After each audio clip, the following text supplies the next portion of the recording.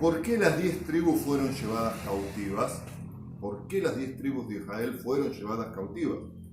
En Levíticos capítulo 26, Dios señala claramente que si Israel empezaba a adorar ídolos y a transgredir el sábado, utilizaría castigos para llamarle la atención. El cumplimiento de estas advertencias se puede ver por todo el libro de Jueces.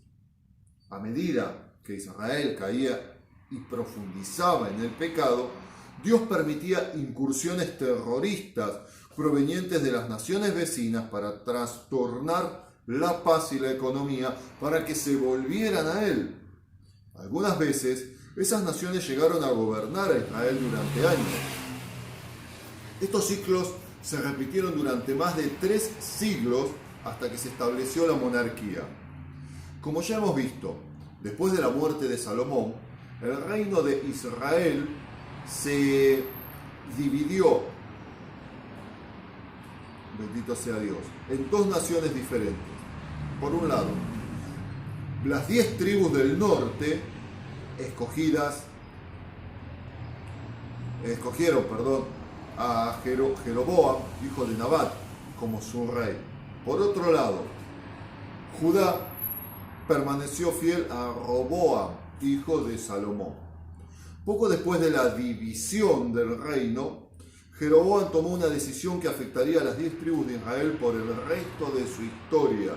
Cuidado, ministros, embajadores, hombres de poder y líderes del evangelio completo.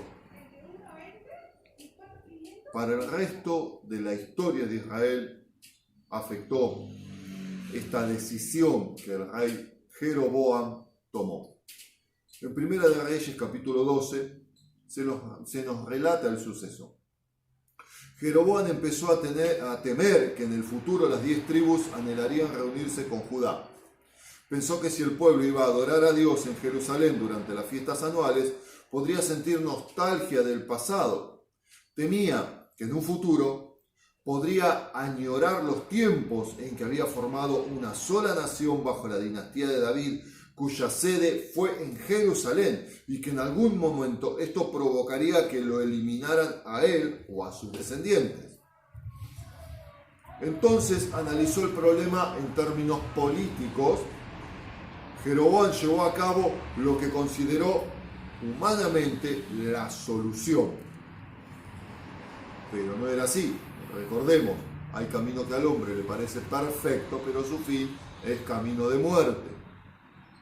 Reunió a todo el pueblo y anunció algunos cambios.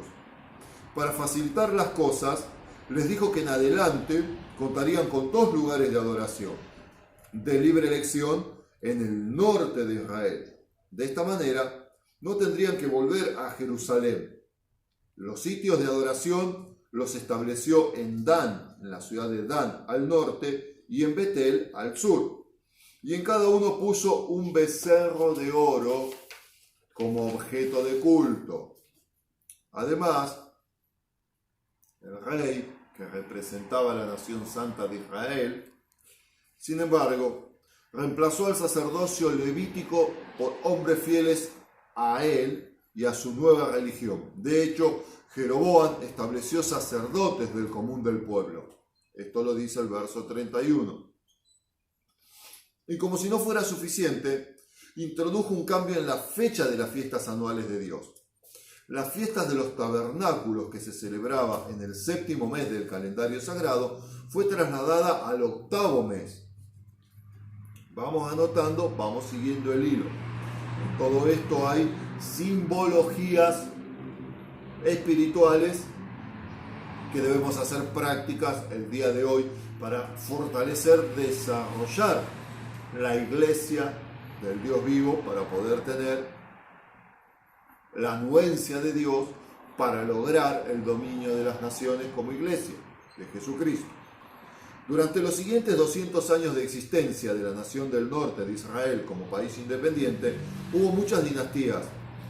Quienquiera que fuera el rey, la Biblia una y otra vez nos dice: se entregó a los pecados de Jeroboam, hijo de Nabat, que hizo pecar a Israel y no se apartó de ellos, los sucesivos reyes.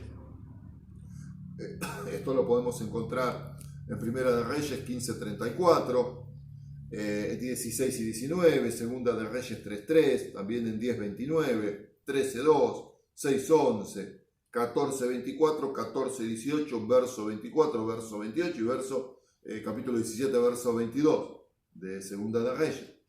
Las 10 tribus se desentendieron por completo de las advertencias que Dios les hizo a sus antepasados por medio de Moisés. Adoraron ídolos, transgredieron los sábados y en términos generales abandonaron las leyes de Dios. Las consecuencias eran inevitables. Dios les había advertido siglos antes por medio de Moisés que los castigaría 7 veces más si persistían en su desobediencia. Finalmente, a mediados del siglo VIII, los ejércitos del poderoso imperio asirio invadieron Israel. El rey Manahem de Israel, mediante una cuantiosa suma de dinero que le dio al rey Pul de Asiria, compró la tranquilidad por algún tiempo. Pocos años después, durante el reinado de Peca, uno de los sucesores de Manahem, vino Tiglat-Pileser, rey de los asirios, y tomó gran parte del este y del norte del reino. Varias tribus, entre ellas parte de Rubén, Gad y Neftalí, fueron llevadas cautivas a Asiria. Esto es netamente historia geopolítica de Israel. Durante el reinado de Oseas, sucesor de Peca, las cosas empeoraron. Los asirios regresaron bajo un nuevo rey, Salmanasar, y le exigieron sitio a Samaria, le pusieron sitio a Samaria, que resistió 3 años antes de su caída. Entonces los asirios iniciaron la deportación masiva de las 10 tribus de Israel. La última oportunidad de Israel, la última oportunidad. Esta deportación tardó años en efectuarse, antes que empezar en forma masiva. Un rey justo subió al trono de Judá, el rey del sur. Este rey, Ezequías, asumió por completo el mando después de la muerte de su padre Acaz, en el año 714 antes de Jesucristo. Habían gobernado juntos durante varios años, mas Ezequías solo obtuvo autoridad independiente, autoridad para él, al morir su padre. Este, a diferencia de su padre, fue un hombre que buscó de todo corazón a Dios. Desde que empezó a reinar, solo inició un gran resurgimiento religioso en Judá. Abrió el templo en Jerusalén y llamó al pueblo al arrepentimiento y a que se dedicaran de nuevo a adorar al verdadero Dios, Yahweh.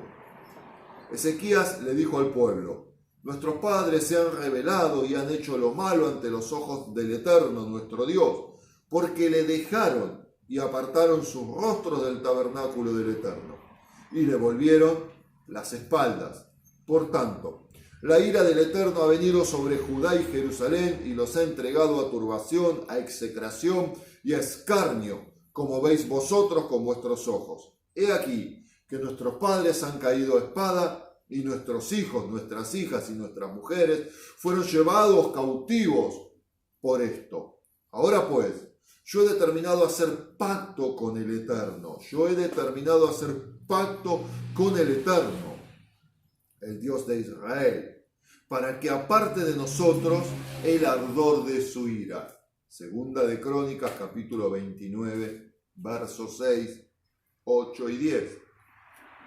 El resurgimiento durante el reinado de Ezequías no solo hizo que Judá escapara de la espada final de los asirios que estaban destruyendo el reino de Israel hacia el norte, sino que fue la última oportunidad para las 10 tribus del norte de evitar el destierro total para siempre. Observemos rápidamente, antes de pasar al próximo esquema, lo que hizo Ezequías. Dice así: envió después Ezequías por todo Israel y Judá y escribió cartas a Efraín y Manasés para que viniesen a Jerusalén, a la casa del Eterno, para celebrar la Pascua eterna del Dios de Israel. Y determinaron hacer pasar pregón por todo Israel, desde Beerseba hasta Dan, para que viniesen a celebrar la Pascua al Eterno, Dios de Israel, en Jerusalén. Porque en mucho tiempo no la habían celebrado al modo de que estaba escrito, Segunda de Crónicas, capítulo 30, verso 1 al 5. Los mensajeros de Ezequías le dieron la siguiente advertencia a los habitantes que todavía quedaban en el reino del norte. No endurezcáis vuestros, pues ahora vuestra cerviz como vuestros padres. Someteos al Eterno, porque si os volviereis al Eterno, vuestros hermanos y vuestros hijos hallarán misericordia delante de aquel que los llevó cautivos y volverán a esta tierra. ¿Cuál fue la respuesta de Israel? Pasaron pues los correos de ciudad en ciudad por la tierra de Efraín y Manasés hasta Zabulón, mas se reían y se burlaban de ellos. Con todo eso, algunos hombres de Aser, de Manasés y de Zabulón se humillaron y vinieron a Jerusalén. De una u otra forma, Israel desatendió las advertencias del mismo rey Ezequías y su llamado al arrepentimiento que Dios había instado a través del rey Ezequías. Así que la última advertencia que habrían de recibir fue esa. En los años siguientes, los asirios desalojaron por completo el norte de Israel y trajeron gente de entre los babilonios para repoblarlo. Estos nuevos habitantes llegaron a ser conocidos como los samaritanos, tomando el nombre de la capital de Israel.